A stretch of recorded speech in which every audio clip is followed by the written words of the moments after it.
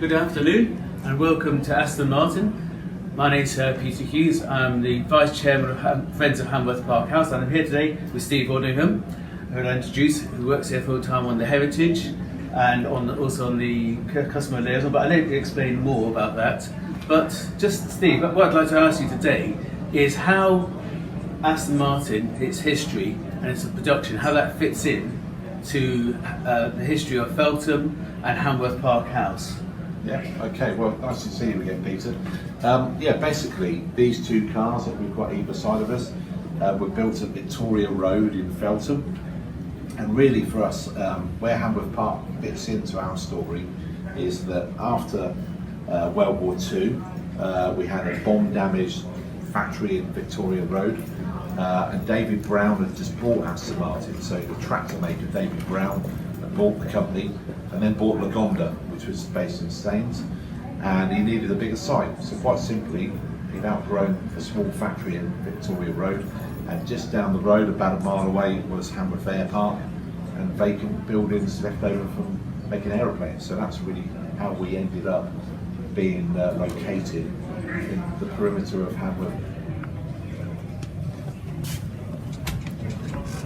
Good afternoon, here I am with Steve again, and we've got this fantastic collection of historic cars here from Aston Martin Lagonda. And as the Friends of Hanworth Park House and the History Group, we're really interested in where, in terms of your production, design and production, where it fits into the history and the time scale from when the cars were first produced in Feltham and Hanworth to when it went to, and where that fits into the production and also the racing team and those interesting features. Okay, well basically there's a lot of history there, and Aston Martin has got 106 years of history, so there's a huge amount to cover. And over the years we've concentrated more on the what I would call the Newport Pagnell era of history, where a lot of our road cars were built. The racing history, the events of the racing itself tended to outweigh more in interest than the actual where it happened. But we're now starting to realise exactly what happened where. And so really perfect timing in terms of coming across your group and being able to kind of link it into the research that we're doing. And we've got a lot of people to help us. We've got the owners of the cars that we know. There are people that are historians on the David Brown period. There's the Aston Martin Heritage Trust, which is the museum. In Wallingford, is that, you said? Yeah, in Oxfordshire. They look after the interests of the company's heritage and the club, Aston Martin Owners Club Heritage. So they're really our official museum partner. And then there's the Lagonda Club, which is, you have to remember, Lagonda is a separate company. Yeah. And the pre-war archives and the early post-war Lagonda cars are looked after really well by the Lagonda Club.